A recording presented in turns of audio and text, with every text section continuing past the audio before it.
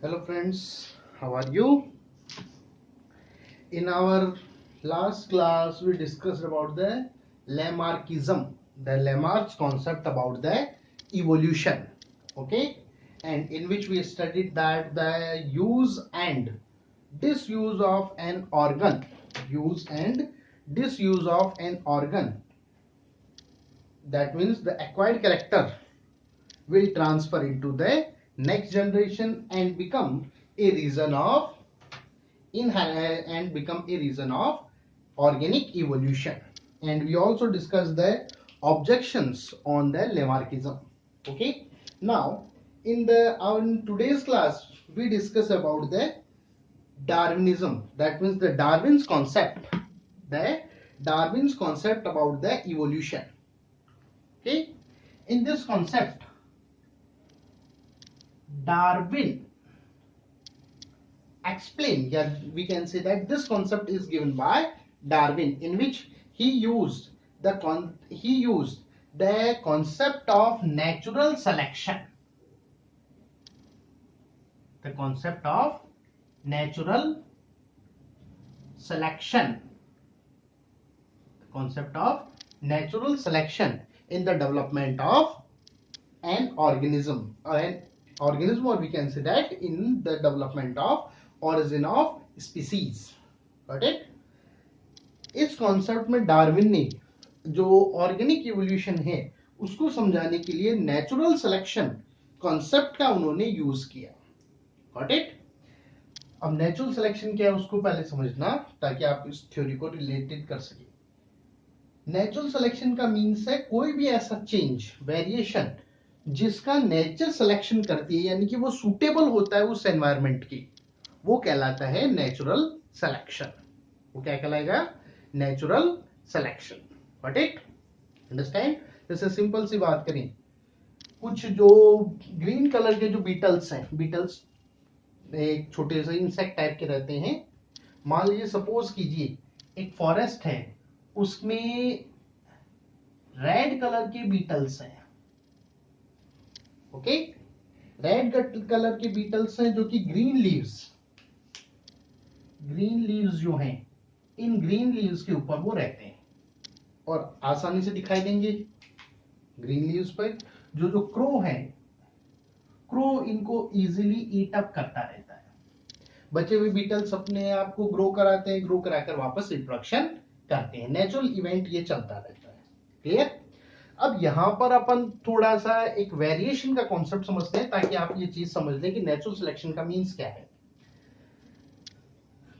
हो सकता है यहां पर ये ग्रीन बीट जो रेड बीटल है ये सरवाइव करते रहे, रिप्रोडक्शन करते रहे. एक चांस ही है. एक ये भी हो सकता है कि इवोल्यूशन के कारण से ग्रीन के साथ कुछ ब्लू कलर की बीटल डेवलप हो जाए.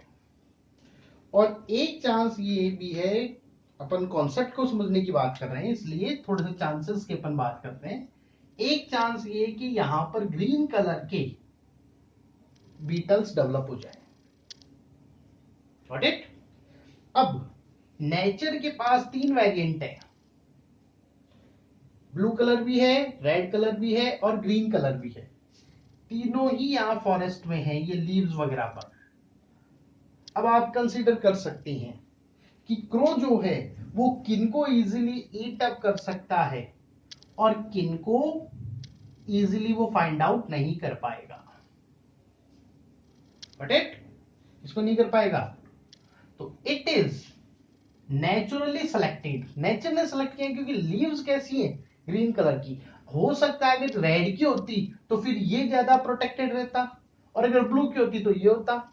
नेचुरल में जो नेचर के जो कंडीशंस हैं उसके अकॉर्डिंग इसका सिलेक्शन हुआ है, क्योंकि जो प्लांट की लीव्स है वो किस कलर की है? ग्रीन कलर की. तो इस चीज के लिए वर्ड काम में लिया जाता है नेचुरल सिलेक्शन. यूजफुल कैरेक्टर्स का या यूजफुल वेरिएशंस जो आते हैं उनका नेचर में बचे रहना क्या कहलाता है? Natural selection. Got it? Understand? तो नेचुरल सिलेक्शन कॉन्सेप्ट समझ में आ गया. चलिए आगे बात करते हैं अपन. तो डार्विन ने ये कहा कि एक लिविंग ऑर्गेनिज्म जो है, कोई भी लिविंग ऑर्गेनिज्म वो लिविंग ऑर्गेनिज्म लार्ज नंबर में न्यू इंडिविजुअल्स प्रोड्यूस करता है। न्यू इंडिविजुअल्स यानी कि बहुत सारे लार्ज नंबर में वो रिप्रोडक्शन करता है। अब नेचर के अंदर एक खासियत ये है कि जो रिप्रोडक्शन है उसमें कभी भी कोई भी दो ऑर्गेनिज्म में सेम कैरेक्टर्स नहीं होते, वहां पर वेरिएशंस आते हैं। एक सिंपल सी बात करें, मदर और फादर, इनसे प्रोड्यूस होने वाले जो चाइल्ड्स हैं, जैसे सपोज कीजिए यहां पर फर्स्ट और सेकंड 2 चाइल्ड डेवलप हुए, 2 बार इन्होंने रिप्रोडक्शन किया, 2 चाइल्ड डेवलप हुए, क्या ये दोनों भी सेम होते हैं? नो। बस एक रियल ट्विंस का एक केस अलग है जहां पर दोनों सेम है, अदरवाइज एक ही मदर फादर से डेवलप होने वाले चाइल्ड ही सेम नहीं होते, उनमें भी काफी डिफरेंसेस होते हैं, वेरिएशंस होते हैं। तो यहां पर भी जो लिविंग ऑर्गेनिज्म जो डेवलप हो रहे हैं उनमें क्या आएंगे, क्या होंगे उनमें वेरिएशंस, यानी कि ये न्यू इंडिविजुअल्स के अंदर क्या रहते हैं, वेरिएशंस यहां पर रहते हैं। Got it? तो that means new organism with variations develop होते हैं। अब ये जो है, जो न्यू ऑर्गेनिज्म जो डेवलप हुए हैं, they will compete, or we can say that struggle for food, habitat, sexual partner, etc. इन चीजों के लिए इनके बीच में कंपटीशन होता है। आप नेचर में देखते ही हैं, एक ही डॉग जो है, जो बहुत सारे बच्चे देते हैं, उनमें बाद में फूड के लिए, हैबिटेट के लिए, इन सब के लिए इनमें आपस में कंपटीशन होता है। यहां पर जो सबसे ज्यादा फिट होगा, जो सबसे ज्यादा फिट होगा इस कंडीशंस में, उसका नेचुरल सिलेक्शन होगा, उसका नेचुरल सिलेक्शन होता है, यानी कि वो सरवाइव करेगा, और वो सरवाइव करेगा तो उसके जो वेरिएशंस हैं वो आगे चलकर क्या क्रिएट करेंगे, न्यू स्पीसीज क्रिएट करते हैं। क्या क्रिएट करेंगे, न्यू स्पीसीज। Got it? एक सिंपल सा एग्जांपल लेते हैं अपन इस चीज के बारे में, स्ट्रगल। अपन डॉग, गली के अंदर जो स्ट्रीट डॉग्स हैं उनको देखते हैं, वो तकरीबन 5-6 बच्चे देते हैं। क्या सारे सर्वाइव करते हैं? नो। मोस्ट ऑफ जो हैं वो लाइफ की प्रिमिटिव स्टेजेस में ही खत्म हो जाते हैं। पहले तो मदर से जो मिल्क फीडिंग है उसमें कंपटीशन, वहां पर जो बच्चे हैं मदर आके लेट जाती है, उसमें से जो स्ट्रांग होते हैं, जो फिट होते हैं, वही फूड के लिए पहुंच पाते हैं। थोड़े बड़े हुए, एक आधे तो वहीं पर खत्म हो जाते हैं, थोड़े बड़े हुए, अब मदर जो फूड लेके आ रही है माउथ में वो इनफ नहीं है सभी के लिए, तो उनमें से जो वापस फिट होंगे, जो फिट होंगे वो बचे हुए रहते हैं। अच्छा, ये फिट होना किस पे डिपेंड है, वेरिएशंस। वो वेरिएशन जो कि उस नेचर में या उस कंडीशंस में रहने में उसमें हेल्प करते हैं, उनके लिए वर्ड काम में लिया गया है फिट। ओके, तो ये जो वो जो उनमें से वापस एक आधे खत्म तो 1-2 बचे, फिर वो जाते हैं अपनी, थोड़े बड़े होते हैं तो मदर के जो अभी तक मदर के प्रोटेक्शन में थे, मदर से बाहर जब निकलते हैं तो पहले से मौजूद जो स्ट्रीट डॉग्स हैं, उससे प्रिमिटिव, उससे पहले के जो हैं, उनके साथ उसकी फाइट है। उस फाइट में जो सरवाइव करेगा वही आगे तक बचा हुआ रहता है। तो ये चीज है यहाँ पर स्ट्रगल। Got it? तो यहाँ पर जो नेचर में जो स्ट्रगल है उसमें जो वेरिएशंस, अपन ने जो अभी एग्जांपल है उसमें वेरिएशंस नहीं है, लेकिन अपन ने कंसीडर किसको किया है, स्ट्रगल को। ओके, तो नेचर के अंदर जो स्ट्रगल है, उस स्ट्रगल में वेरिएशंस उसके सर्वाइवल में हेल्प करते हैं। वो वेरिएशंस जो, जैसे भी अपन ने एग्जांपल लिया, क्रॉ के साथ स्ट्रगल था, उसमें जो ग्रीन कलर का जो वेरिएशन था वो उसमें फिट था, वो उसके सर्वाइवल में हेल्प कर रहा था, इसलिए नेचर ने किसको सेलेक्ट किया था, अभी अपन ने एग्जांपल लिया उसमें ग्रीन कलर को, तो वो आगे चलकर सारे के सारे कैसे होंगे, ग्रीन। स्टार्ट कहां से था, रेड बीटल, तो एक नई स्पीसीज डेवलप हो गई, कौन सी वाली, ग्रीन बीटल्स की। ठीक? तो इस तरीके से जो न्यू ऑर्गेनिजम्स हैं वो यहाँ पर क्रिएट होते हैं। तो अपन मोटे मोटे तौर पे अपन बोले तो अपन बोल सकते हैं according to this theory the organism of each species produce in large number with variations these large number of organisms struggle or compete competition for food habitat etc during this struggle or this competition the organism which is fit या best suited will select by nature and this fit or best suited organism with variations lead to the development of new species. Got it? Understand?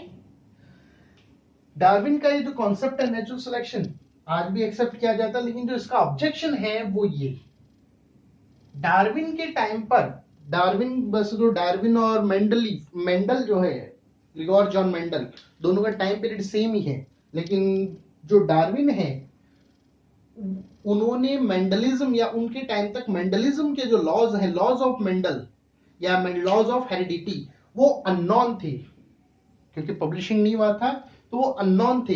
इसलिए Darwin जो है variations क्यों आते हैं इस question का जवाब नहीं दे पाए। What it understand? तो दैट इज डार्विनिज्म। इसके बाद जो नेक्स्ट कॉन्सेप्ट आता है that is mutation. After the discussion of Darwin's concept, now let me move to the next topic. The next topic related with the origin of life, origin of species, that is mutation. Okay, mutation.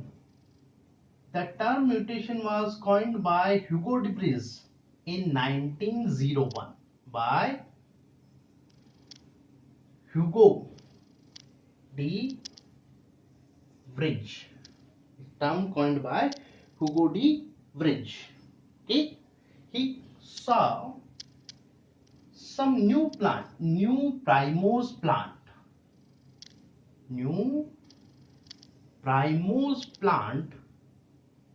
in the garden or we can say a group of primose plant. Hugo de Vries ने 1901 के अंदर जो प्राइमोस plant होते हैं ये एक type के इनका गार्डन या जो ग्रुप था उसमें उन प्लांट्स के बीच में उन्होंने नए टाइप के प्राइमोस प्लांट्स को उन्होंने ऑब्जर्व किया। He observe new primrose plant in the garden और in the group of new primrose plant. Okay, further study इनकी जब उन्होंने फर्दर स्टडी की ये चेंजेस क्यों हुए इसका रीजन क्या था, तो जब उन्होंने इनकी और ज्यादा स्टडी की तो स्टडी करने के बाद वो एक कंक्लूजन पर पहुंचे और वो कंक्लूजन ये था कि जो कोई भी एग्जिस्टिंग स्पीसीज होती है उस एग्जिस्टिंग स्पीसीज में कई बार सडन चेंजेस आते हैं। क्या आते हैं? There are sudden big changes in the characters. जो ऑर्गेनिज्म है उसके कैरेक्टर्स में सडन बिग चेंजेस यहां पर अपीयर होते हैं जो कि आगे चलकर मतलब टाइम पासिंग के बाद में becomes a result of origin of new species. जो आगे चलकर क्या बनाते हैं? न्यू स्पीसीज के ओरिजिन का रिजल्ट बनते हैं। ये जो सडन बिग चेंजेस हैं जो आगे चलकर क्या बनाएंगे?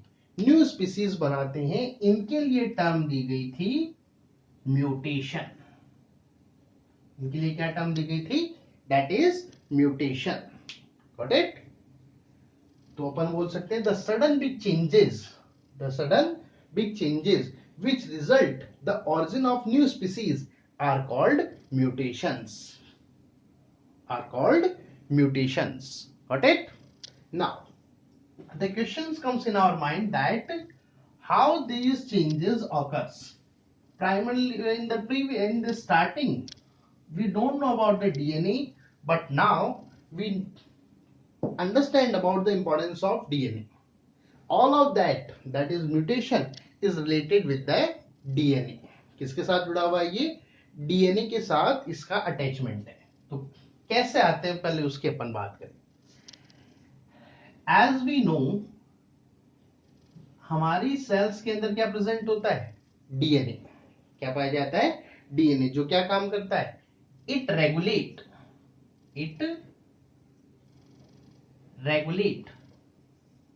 The characters of an living organism. ये किसी भी लिविंग ऑर्गेनिज्म के कैरेक्टर्स को कंट्रोल करने का काम करता है।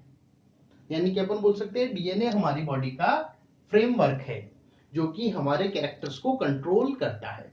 हमें मदर फादर से क्या मिलता है, डीएनए। जो जर्म सेल्स हैं, गैमेट्स, मेल फीमेल गैमेट्स, यानी कि स्पर्म्स और एग सेल्स, उसके थ्रू हमें क्या मिलता है, मदर फादर से डीएनए, जो कि हमारी बॉडी की इंफॉर्मेशन को, जो भी हमारे कैरेक्टर्स हैं उनको कंट्रोल करने का काम करता है।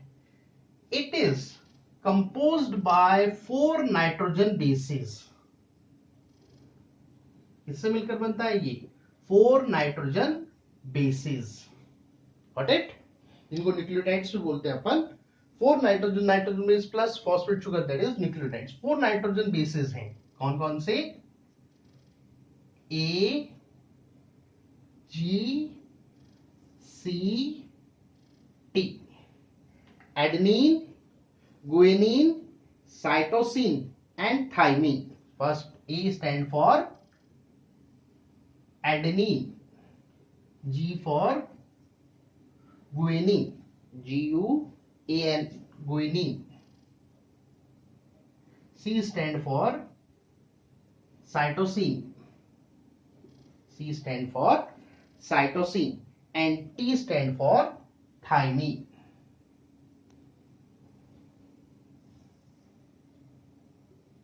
ये 4 नाइट्रोजन बेसिस, एक डीएनए स्ट्रैंड पर मिलियंस ऑफ ये 4 नाइट्रोजन बेसिस एक पर्टिकुलर सीक्वेंस के अंदर पाए जाते हैं। Got it. जैसे एक सिंपल सी बात करें, सपोज कीजिए ये कोई डीएनए स्ट्रैंड है, ओके, तो इस पर नाइट्रोजन बेसिस ये इस तरह से सीक्वेंस के अंदर रहते हैं।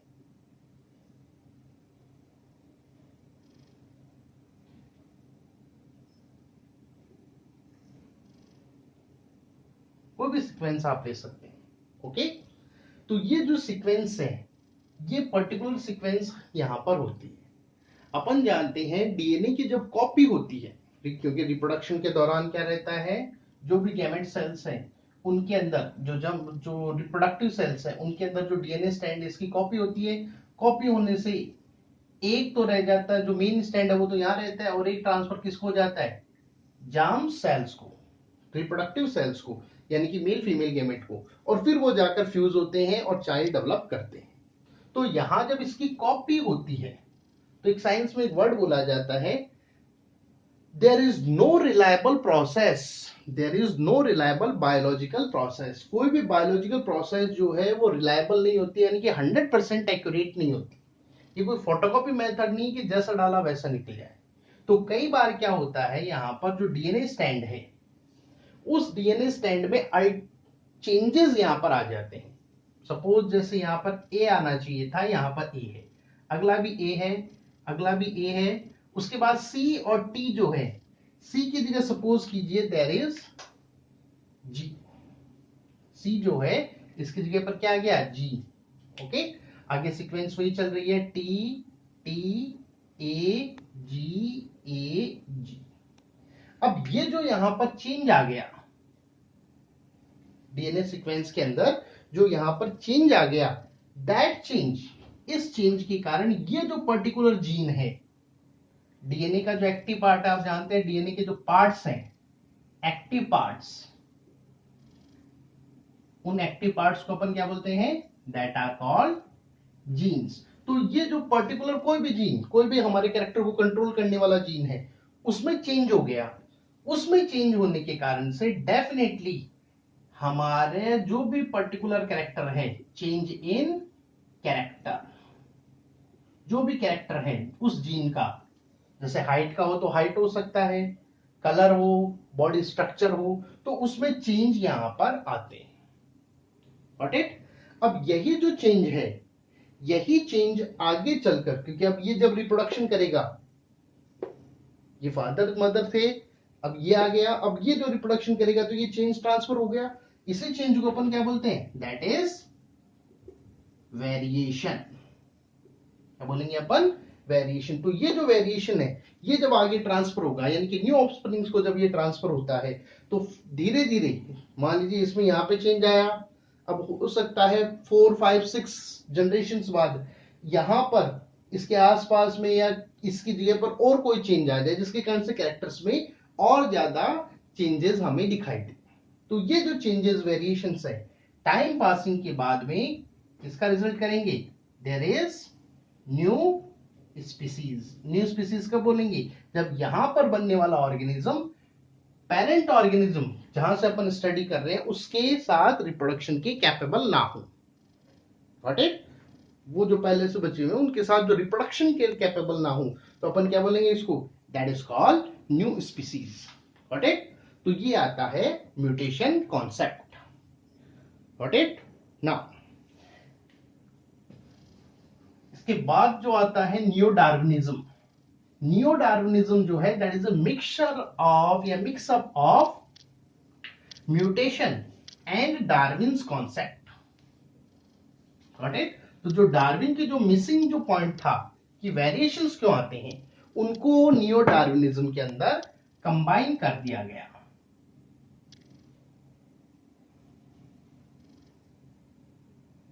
न्यू